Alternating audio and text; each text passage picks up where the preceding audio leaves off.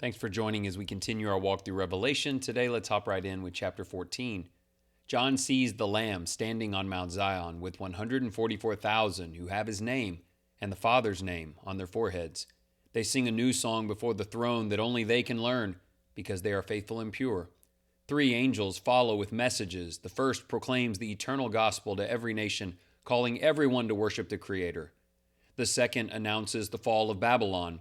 The third warns that those who worship the beast and receive its mark will face God's wrath. This calls for patient endurance among the saints. John then sees one like the Son of Man with a crown and a sickle reaping the earth.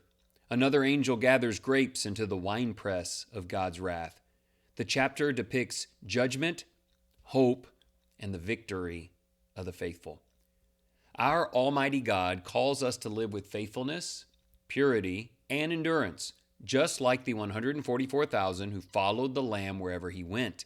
We are sealed as his people, and our lives should reflect his name and character. The messages of the angels remind us that the gospel is for all people and that judgment is certain. False powers like Babylon will fall, and those who reject God will face the consequences. We are called to worship the Creator, stand firm in truth, and not be swayed by fear or deception. The harvest images show that God sees every life in action. We must live each day in devotion to him, trusting his justice and rejoicing in his promised victory. Everyone will be gathered up. Everyone will answer for their life. Let's look at 3 questions to help us prepare for that. Question 1, what does it mean to follow the Lamb wherever he goes? And do you believe God marks those who do so as his now and forever? I suspect that you're going to say yes to that. You do believe God does that. But our part is what? To lean on his grace and patience and to follow him wherever he goes, just like Jesus taught when he was on earth. Question 2, God calls his people to fear and worship him, no matter how loudly worldly powers demand attention. What does that choice look like? You and I both know this world is loud. The pressures and indulgences and pushing and partyism, rampant. How do you hear his voice above theirs, and what does it look like to do that? Question 3, the perseverance of the saints is to keep the commandments of God and faith in Jesus. How does your daily routine help you accomplish this? You see where I'm going with that? The saints who are saved forever keep God's commandment and stay close to Jesus. What's your routine like? I really love to get up in the morning for an hour, read and pray and plan, but what's your thing?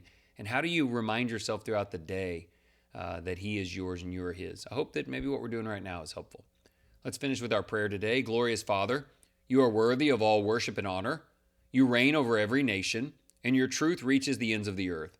Help us to follow the Lamb with faithfulness and purity, keeping your name written on our hearts. Strengthen us to resist the lies of this world and to stand firm in every trial. Let our lives proclaim the eternal gospel with boldness and joy. Teach us to live with reverence, knowing you see all things and will judge rightly. Keep us close to you, filled with hope, faithful to the end, and protected from your wrath. You see that at the end? We're pleading on God to fill us with hope.